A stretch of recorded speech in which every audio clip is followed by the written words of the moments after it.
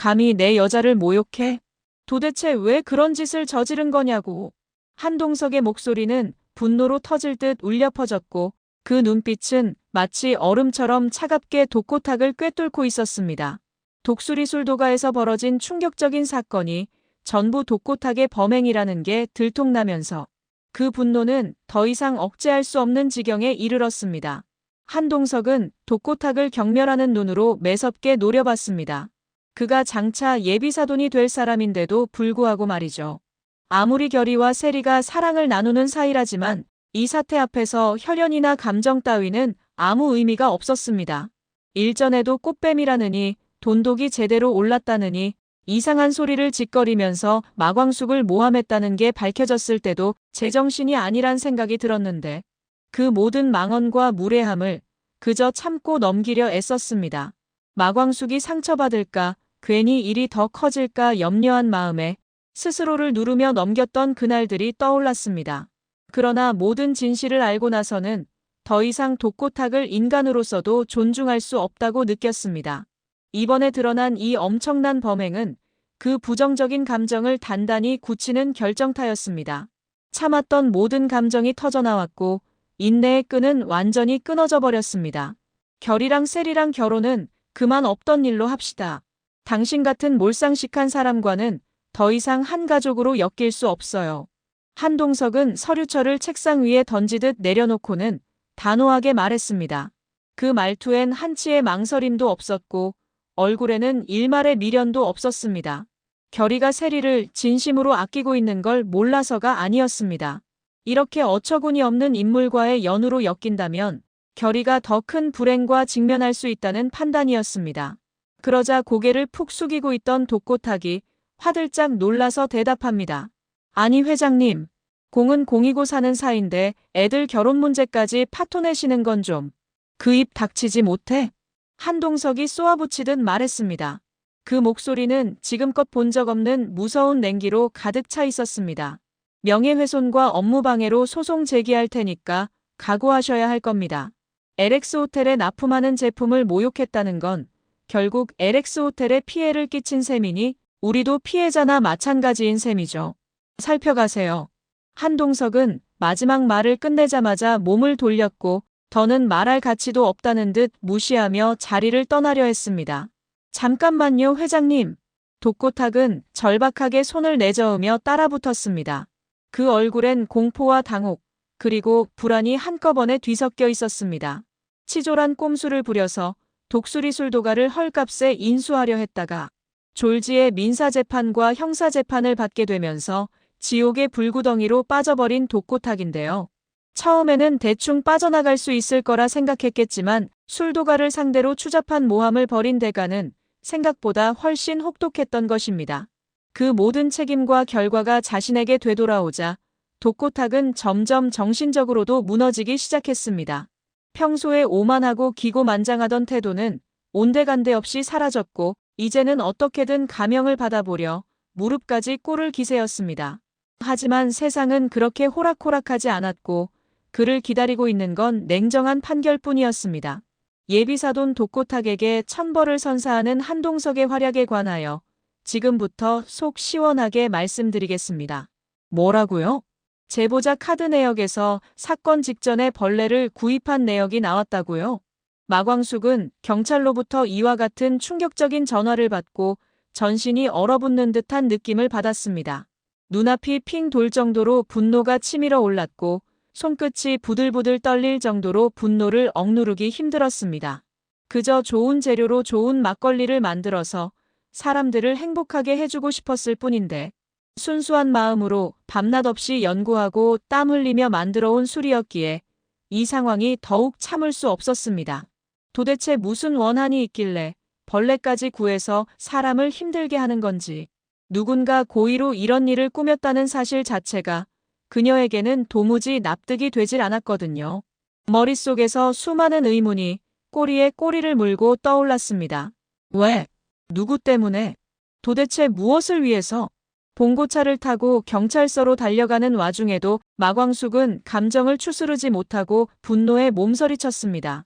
운전대를 꼭 쥔 손은 흥분으로 땀에 젖어 있었고 발은 점점 더 엑셀을 깊게 밟으며 속도를 빠르게 올려갔습니다.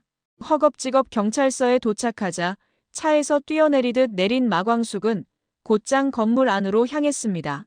숨을 가쁘게 몰아쉬며 문을 열고 들어선 그녀를 보자마자 담당 경찰이 차분한 어조로 말했습니다. 파충류샵에서 벌레를 구입한 카드 내역이 있어서 범죄 혐의를 특정하는데 문제가 없을 것 같습니다. 서류를 들여다보며 조용히 설명하는 그의 목소리에는 신중함과 확신이 함께 실려 있었습니다. 뿐만 아니라 사건 직전에 누군가에게 돈을 입금받은 내역까지 있더라고요. 평상시에 입출금되는 돈의 액수보다 월등히 큰 액수라서 아마도 이 금액이 범행에 대한 수고비인 것 같습니다.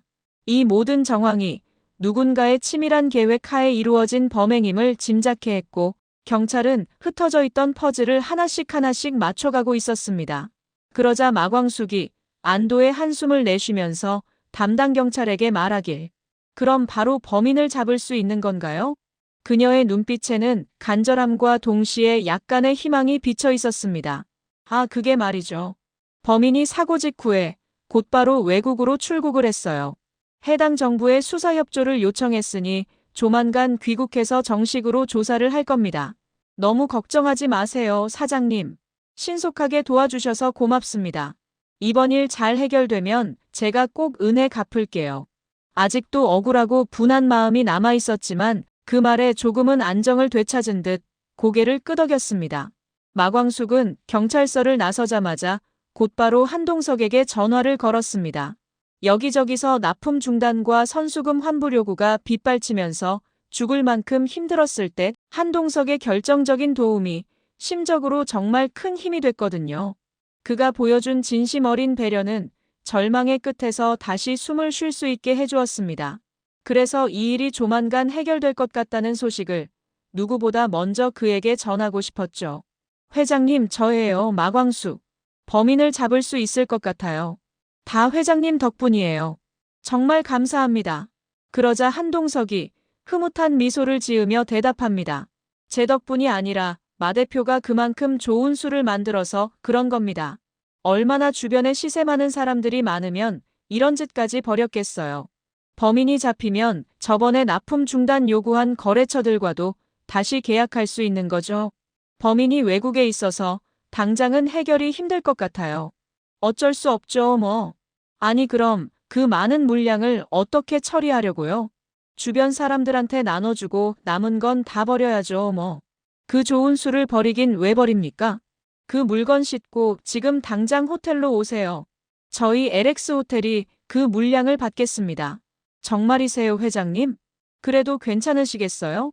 괜찮고 말고요. 한동석은 사실 장광주 쌀벌레 사건이 터진 직후에 장광주에 대한 서빙을 중지시켰기 때문에 더 이상 납품을 받기가 힘들었지만 힘들어하는 마광숙에게 조금이나마 힘이 되고 싶어서 무리하게 물건을 추가로 납품받습니다. 이유를 묻는 마광숙에게는 아무 말도 하지 않았지만 이미 마광숙이란 사람을 자기 사람으로 생각하고 있었던 한동석인데요. 며칠 후 외국 정부에 대한 공식 수사 협조의 결과로 드디어 사건의 제보자가 긴급 귀국하는데요. 공항에서 경찰의 호의를 받으며 입국한 제보자는 얼굴에 선글라스를 쓰고 모자까지 눌러쓴 채 최대한 눈에 띄지 않으려 애쓰고 있었습니다.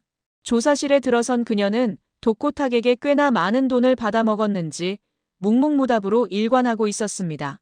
모든 질문에 입을 다문 채 변호사를 바라보거나 눈만 피할 뿐 아무런 해명도 하지 않았습니다. 당당하기는커녕 죄책감의 흔적조차 찾아볼 수 없는 그 표정을 본 마광숙은 분노를 억누르지 못하고 자리에서 벌떡 일어나 따지듯 말했습니다. 이보세요. 뭐라고 말 좀 해보시라고요. 이날 파충류샵에서 벌레는 왜 구입한 겁니까? 도대체 저희한테 무슨 억하심정이 있길래 이렇게 추잡한 짓을 벌인 거냐고요. 그녀의 목소리는 억눌린 울분으로 떨리고 있었고 눈가에는 분노의 기운이 가득했습니다. 제보자는 여전히 굳은 얼굴로 입을 꾹 다물었고 마치 아무것도 모른다는 듯한 태도를 유지했습니다. 마광숙은 이번 사건으로 한 집안이 풍비박산 날 뻔했는데 끝까지 오리발을 내미는 제보자를 보면서 혀를 내두를 수밖에 없었습니다. 우체국에서 수많은 민원인을 상대해왔지만 이렇게 철면피인 사람은 본 적이 없었거든요. 항상 진상 민원인도 웃으며 넘기던 그녀였지만 지금 눈앞에 앉아있는 이 사람만큼은 누군가의 인생을 파탄내려는 악의 그 자체로 느껴졌습니다. 드라마에서나 볼 법한 사건을 자신이 직접 겪게 되니 기가 막히고 코가 막힐 노릇이었는데요. 하지만 흥분된 마음을 진정시키고 상황을 차분히 들여다보니 사건의 선후관계가 좀 더 명확히 보였습니다. 파충류샵에서 벌레를 구입한 시점, 익명으로 제보가 들어온 시간, 그와 동시에 언론에 흘러나간 왜곡된 정보들. 모든 퍼즐이 하나로 이어지고 있다는 느낌을 받은 마광숙은 눈빛을 바짝 좁히며 속으로 생각했습니다. 혹시 누군가의 사주를 받은 건 아닐까? 뭔가 캥기는 듯한 제보자의 표정은 마광숙의 이런 의심을 더더욱 부추겼어요. 방금 전까지만 해도 단단하게 굳어있던 얼굴이 질문이 반복되자 미세하게 떨리고 있었고 손끝이 바지 위에서 살짝 꿈틀거리는 모습도 눈에 띄었습니다. 그녀는 날카로운 시선으로 그 행동 하나하나를 놓치지 않고 살폈습니다. 아무리 생각해봐도 이유 없이 벌레를 구입해서 익명으로 제보까지 한다는 건 도저히 말이 되질 않았거든요. 그렇게 한동안 머리를 싸매고 고민하던 중에 마광숙의 머릿속을 스치는 한 사람이 있었으니 바로 신라주조의 대표인 독고탁이었습니다. 그의 이름이 떠오르는 순간 그녀는 주먹을 꽉 쥐었습니다. 피가 거꾸로 솟는 느낌이 들 만큼 모든 상황이 그를 가리키고 있었기 때문입니다. 꼭 큼지막한 사건이 터지기만 하면 기가 막힌 타이밍에 찾아와서는 술도가를 넘기라고 했던 그 또라이. 그 미친 인간이 그 타이밍에 딱 떠오른 것이죠. 그날의 장면이 머릿속에 생생하게 떠올랐습니다. 마치 뭔가를 미리 알고 있었던 것처럼 초조한 얼굴도 없이 웃으며 계약서를 들이밀던 독고탁의 모습. 그건 분명히 이상했습니다. 설마 그 사람이 벌인 짓인가? 마광숙은 속으로 중얼거리듯 되뇌이며 한 손으로 이마를 짚었습니다. 의심은 이제 확신으로 바뀌고 있었고 마치 잊고 있었던 조각이 하나하나 제자리를 찾아가듯 머릿속이 정리되어 갔습니다. 그녀는 조용히 자리에서 일어나 경찰에게 다가갔습니다. 그리고는 낮지만 단호한 목소리로 말했습니다.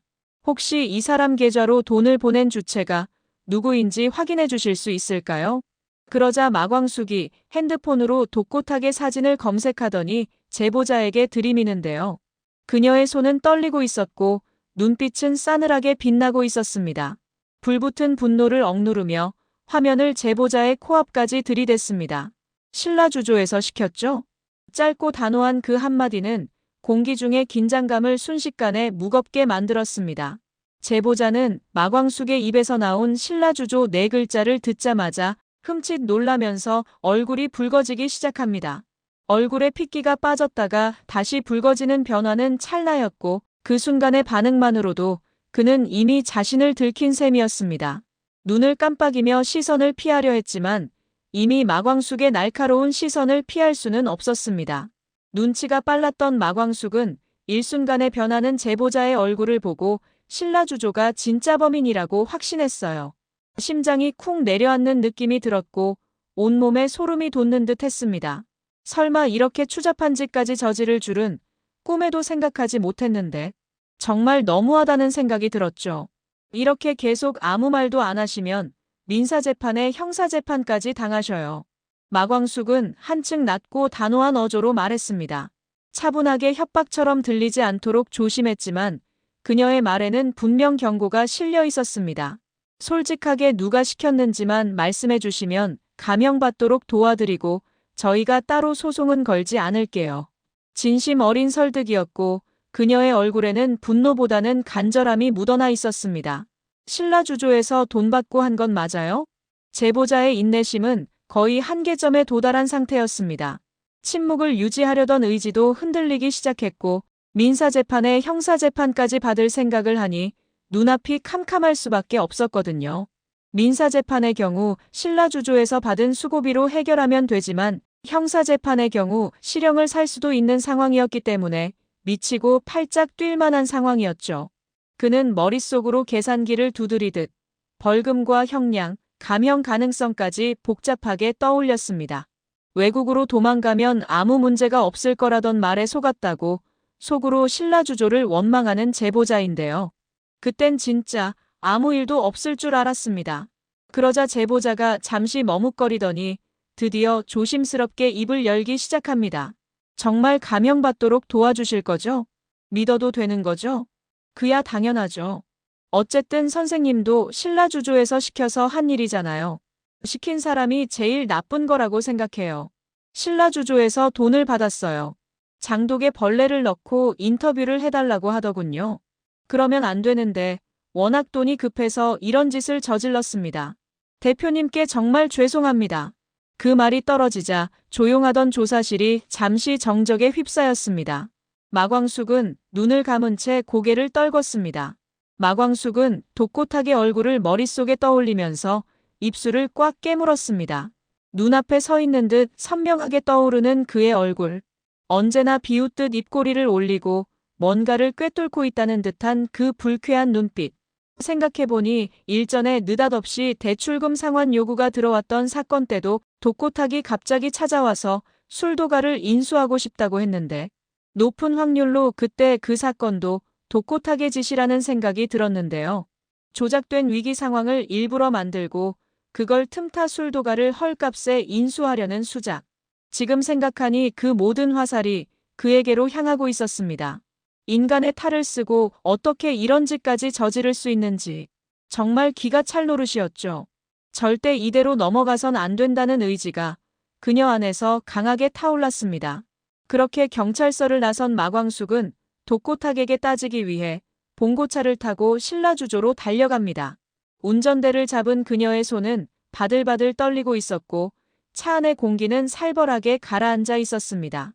운전 중에도 마광숙은 머릿속으로 수십 번, 아니 수백 번이나 독고탁에게 하고 싶은 말을 정리하고 또 정리했습니다. 절대 가만두지 않겠다고, 반드시 이 모든 책임을 묻겠다고 다짐하며 브레이크를 거칠게 밟았습니다. 독고탁은 술도가의 마광숙 대표가 자신을 만나러 왔다는 이야기를 듣고 갑자기 의미심장한 미소를 지었습니다. 혼자서 자리에 앉아 다리를 꼬고 사무실 안쪽에서 여유롭게 커피를 홀짝이던 그는 드디어 마음이 바뀌어서 술도가를 넘기나 보다라고 생각하면서 혼자 김칫국을 마시고 있었는데요. 그는 언제나 그렇듯 자신이 한 수 위라는 착각 속에 빠져 있었습니다. 마광숙이 직접 찾아온다는 말에 그는 넥타이를 고쳐매고 거울을 보며 머리도 쓸어넘겼습니다. 문을 박차고 들어온 마광숙을 보자마자 선홍빛 잇몸을 드러내며 환하게 웃는 독고탁. 얼굴 가득 자신만만한 미소를 머금고 마치 오랜만에 만난 지인을 반기는 듯 행동했습니다. 어서 와요, 마 대표. 마 대표가 이곳까지 친히 방문까지 해주시고 갑자기 심경의 변화라도 생긴 겁니까? 인수인도 계약서 바로 가져올까요? 그러자 마광숙이 자신 앞에 놓여진 물컵을 들더니 독고탁의 얼굴에 뿌려버립니다. 순식간에 일어난 일이었습니다. 사무실 안에 서 있던 비서실장마저 화들짝 놀랄 정도로 그녀의 행동은 망설임 없이 날카로웠습니다. 신라주조에서 돈 받고 우리 장독에 쌀벌레 넣었다고 제보자가 다 불었어요. 어떻게 인간의 탈을 쓰고 그런 짓까지 저지를 수가 있어요? 당신이 사람이야? 마광숙의 눈빛은 살아있었고 그 안에는 상처받은 자의 절절한 분노가 가득 담겨 있었습니다. 마광숙에게 물세례를 맞은 독고탁은 표정이 일순간에 굳어지더니 찍소리도 못하는 모습이었습니다. 물방울이 흘러내리는 얼굴을 손으로 닦을 생각조차 하지 못한 채 그는 그 자리에 얼어붙어 있었습니다. 그 짧은 찰나의 순간에 경찰에 체포되어 수갑을 차고 형사재판을 받고 교도소에 입성하는 자신의 모습이 머릿속에 주마등처럼 그려졌거든요. 책상에 던져질 영장, 수갑을 채우는 형사의 손길, 감방에서 뜬 눈으로 밤을 지새우는 모습이 현실감 있게 떠올랐고 손끝이 차가워지며 식은땀이 흐르기 시작했습니다. 일을 계획하고 실행했을 때는 미처 실패했을 때의 상황을 생각하지 못하고 무턱대고 밀어붙였는데 돈이면 다 된다고 생각했고 익명으로 움직이면 발각되지 않을 거라 확신했었습니다. 하지만 막상 모든 범행이 들통나고 나니 두려움에 식은땀이 날 수밖에 없었죠. 그동안의 오만함은 흔적도 없이 사라졌고 대신 그 자리를 차지한 것은 철저한 공포였습니다. 그는 무언가 변명을 하려다 마광숙의 시선에 눌려 말문이 막혔습니다. 그녀의 눈빛은 단호했고 그 어떤 협상의 여지도 없었습니다. 이거 정말 큰일 났네. 속으로 그렇게 중얼거리며 독고탁은 처음으로 사태의 심각성을 실감하기 시작했습니다. 겁이 많고 비열했던 독고탁의 선택은 어이없게도 싹싹 비는 것이었습니다. 모든 게 들통나고 도망갈 구멍도 막히자 그는 언제 그랬냐는 듯 급격히 태도를 바꾸었습니다. 자존심 따위는 이미 내던진 듯 눈썹이 파르르 떨리고 눈가에는 애처로운 기색이 가득했습니다. 그는 비틀비틀 걸어와 마광숙의 눈앞에 멈춰서더니 말도 안 되는 굴욕적인 자세로 무릎을 꿇고 두 손을 공손히 모았습니다. 차가운 사무실 바닥에 무릎을 꿇으면서도 그는 한치의 머뭇거림도 보이지 않았습니다. 그저 살아남아야겠다는 본능 하나만 남아 있었습니다. 마 대표, 아니 마광숙 대표님, 사실 저희 회사가 최근에 LX 호텔 납품에서 장광주에 밀려 탈락하면서 정말 힘들었어요. 대표님도 잘 아시지 않습니까? 회사가 한번 어려워지면 그 영향이 도미노처럼 이어진다는 거. 이대로 가다간 우리 신라주조가 정말 망할 것 같아서 제가 해서는 안 될 짓을 저질렀습니다. 정말 죄송합니다. 독고탁은 목소리를 떨며 말했습니다. 그 말이 진심인지 아닌지는 누구나 의심할 수밖에 없었지만 그 순간만큼은 천연덕스럽게 연기를 이어갔습니다. 고개를 숙인 그의 눈빛과 벌개진 코 그리고 바닥에 떨어지는 눈물까지 연출된 완벽한 장면이었습니다. 마광숙은 갑자기 돌변한 독고탁의 행동에 적지 않게 당황하여 마음이 약해지고 있었습니다. 빚더미에 앉으면서 심적으로 힘들었던 그때의 기억이 독고탁의 얼굴을 보고 떠올랐거든요. 은행 잔고가 바닥나고 수급 요청이 밀려들고 직원들 월급조차 줄 수 없었던 그 시절. 울면서 거래처를 찾아다녔던 자신의 모습이 불현듯 독고탁의 굴욕적인 모습과 겹쳐져 보였습니다. 만약 범인을 잡지 못했다면 자칫 대대로 내려온 술도가가 망할 수도 있었던 상황이었기 때문에 절대로 독고탁을 용서하면 안 됐지만 눈물을 흘리는 독고탁의 얼굴을 차마 외면하지 못하는 마광숙인데요. 그러자 마광숙이 눈물을 흘리는 독고탁을 보며 말합니다. 앞으로 2번 다시 이런 짓 저지르지 마세요. 또 이런 사건이 벌어지면 그때는 정말 가만히 있지 않을 거예요. 그녀의 말은 마지막 잡이었습니다. 용서를 했다기보다는 다시는 이런 일이 반복되지 않기를 바라는 간곡한 경고였고 동시에 스스로의 양심에 남겨두는 최소한의 인간성 표현이었습니다. 정말 고맙습니다, 마 대표님. 하지만 독고탁의 눈물 어린 사과는 당연히 진심이 아니었습니다. 그가 말하는 동안에도 머릿속에서는 도망갈 시나리오와 위기 모면 계획이 돌아가고 있었습니다. 마광숙이 사장실을 나가자마자 곧바로 표정이 돌변하는 독고탁인데요. 표정이 순식간에 일그러지고 얼굴이 붉게 달아오르며 책상을 주먹으로 내려치는 소리가 울렸습니다. 멀뚱멀뚱 눈알만 굴리고 있던 비서실장을 노려보더니 독고탁이 소리를 지르며 말합니다. 마광숙한테 무릎까지 꿇다니 이게 무슨 개망신이야. 외국으로 도피시키면 절대 걸리지 않을 거라며.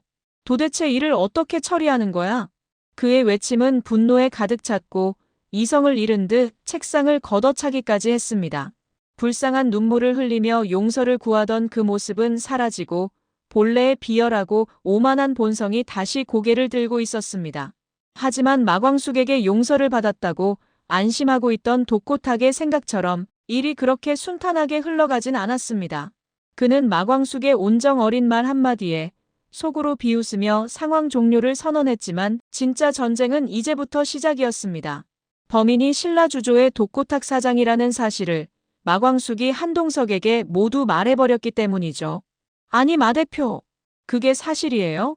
이번 사건이 신라주조의 독고탁 대표가 벌인 짓이라고요? 받아들이기 힘든 진실이었고 심장이 순간 철렁 내려앉는 듯 했습니다. 한동석은 마광숙의 전화를 끊자마자 미간을 찌푸리면서 주먹을 꽉 쥐었습니다. 만약 이번 사건의 범인이 밝혀지지 않았다면 마광숙은 한꺼번에 밀려오는 납품 중단과 환불 요구로 길거리에 나앉을 수도 있었던 심각한 사안인데 그녀가 간신히 지켜온 장광주 막걸리. 그 모든 정성과 세월이 한순간에 무너질 뻔한 순간이었기에 이 일은 단순한 경쟁사의 일탈로 넘어갈 수 없는 문제였습니다. 다른 사람도 아니고 예비사돈이 될 사람이 이런 짓을 저지르다니. 정말 어처구니가 없었죠. 한동석은 믿기지 않는다는 듯 고개를 천천히 저었습니다. 앞에서는 실실 쪼개면서 웃는 얼굴로 듣기 좋은 말만 해대더니 뒤로는 이렇게 추잡한 짓을 작당모의하고 있을 줄이야. 퇴근 시간이 훌쩍 지났는데도 사무실에 앉아 심각하게 고민하는 한동석인데요. 지금 한동석이 고민하는 건 예비사돈인 신라주조 독고탁 대표에게 정식으로 소송을 제기할지 말지에 관한 문제였습니다.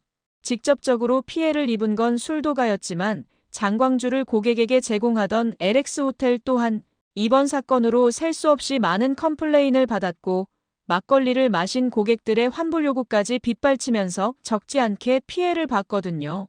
그 여파는 단순히 클레임 차원을 넘어 호텔의 명성과 신뢰 자체에 금이 가는 수준이었습니다. 사실 한동석의 LX 호텔 또한 그동안 호텔업계에서 부동의 1위를 유지하면서 경쟁업체의 모략을 셀 수 없이 많이 당해왔습니다.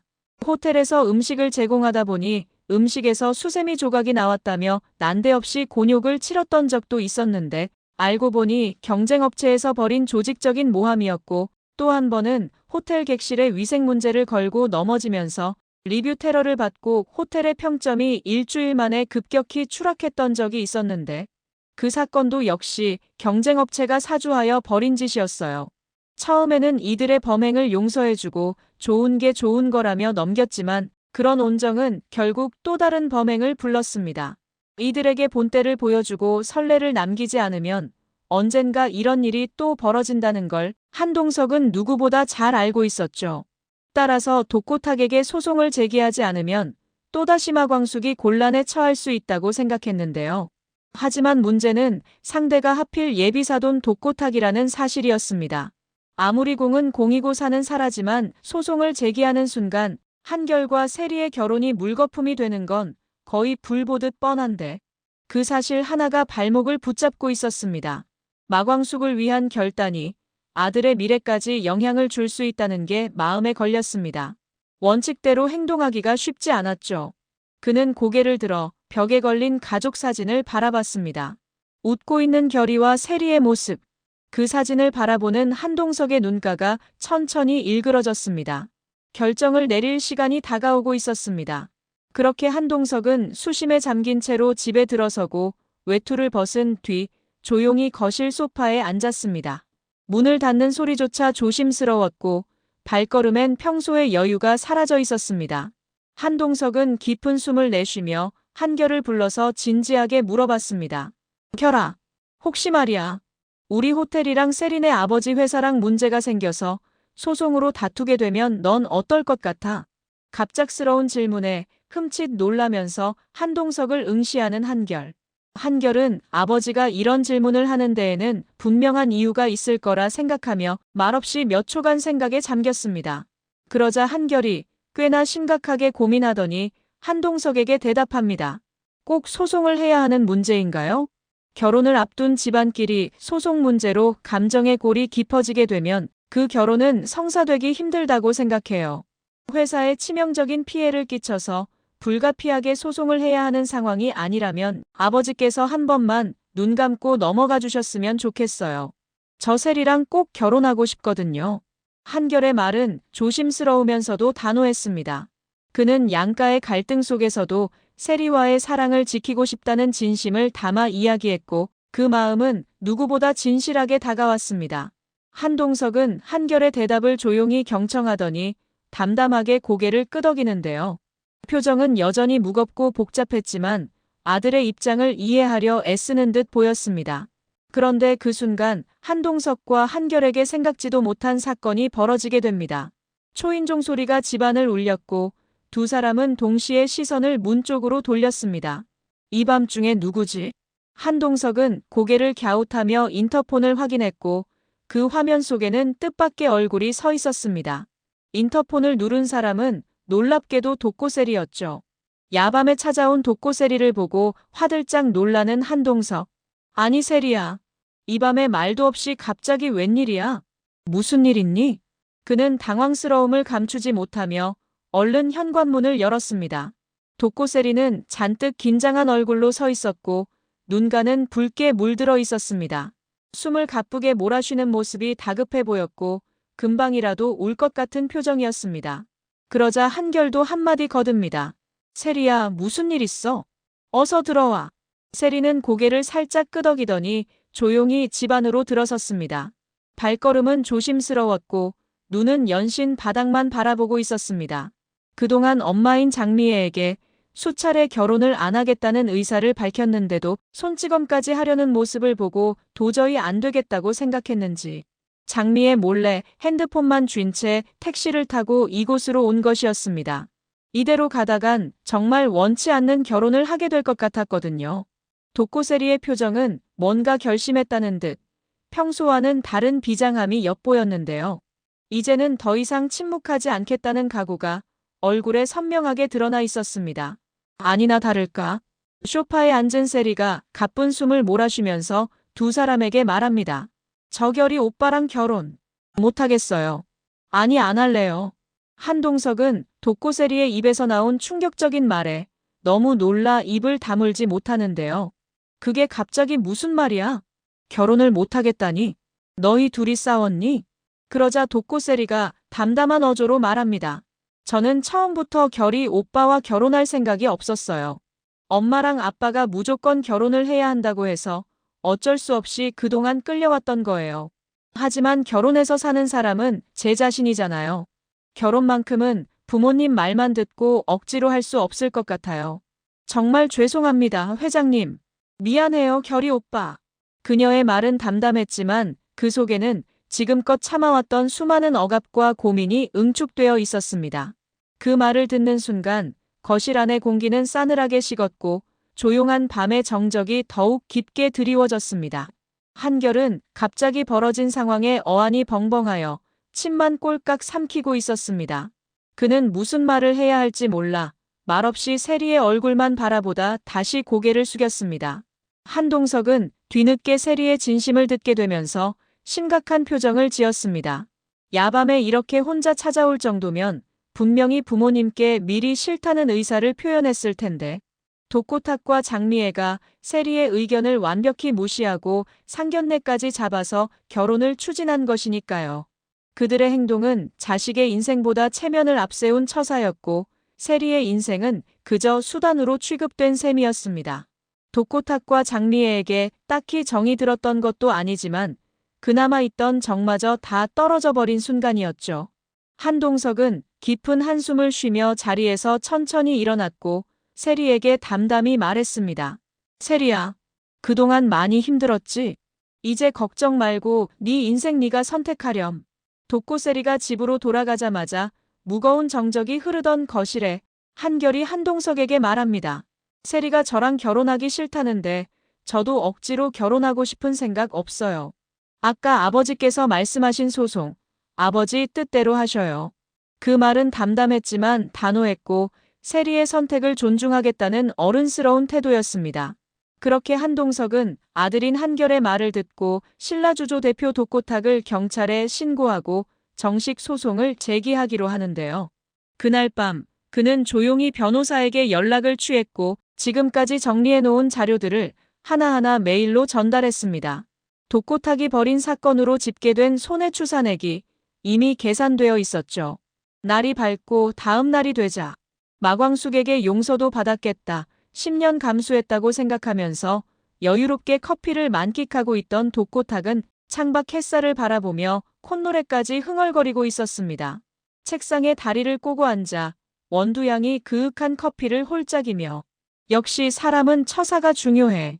무릎 한번 꿇었을 뿐인데 라고 혼잣말을 내뱉던 그 순간 난데없이 들이닥친 경찰을 보자마자 독고탁은 커피잔을 떨어뜨릴 뻔하며 자지러졌습니다. 사무실 문이 벌컥 열리며 두 명의 형사가 단호한 발걸음으로 들어와 말했습니다. 독고탁 씨 되시나요? 제가 독고탁인데 여긴 어쩐 일이시죠? 그 말이 끝나기도 전에 형사는 딱딱하게 말했습니다. 당신을 명예훼손과 업무방해죄로 긴급 체포합니다. 연행해. 잠깐만요.